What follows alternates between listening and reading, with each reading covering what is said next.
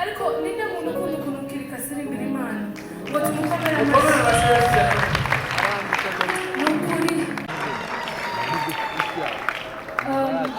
iri ni itangiriro koko ry'umunezero udashira ku buzima bwe.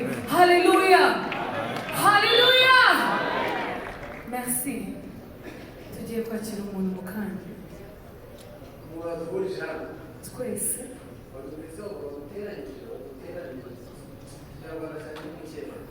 I think iyo tubaye benshi cyane baraduteranyiriza hamwe. Umuntu waduhurisha hano nyine mu kanya tugiye twese hariya hafi bimeze neza kabona muri hariya se byagenze neza mwese ndabategereza rwose. Aha birimo kuza aha birimo kuza mukazamure cyane up amazing glorious ladies and gentlemen.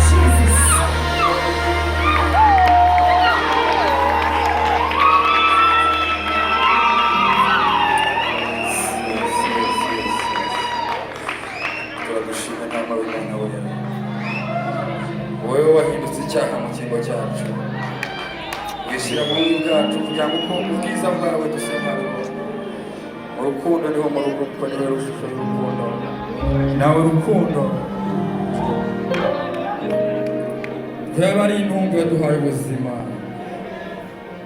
abari imbohe twaba umudendezo wawe, bari kugeza mu mwana w'icyaro barazibiye, tugarutse mu rugo umunsi wakoze ku mitima yacu, twakiranye imbabazi nyinshi,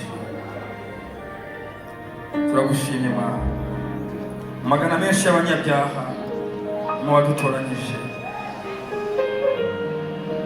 himbazwe uri umutunzi w'imbabazi Kristo. Mana waduhinduranyije bazima n'umwana wawe ukunda, duhinduka abana mu rugo,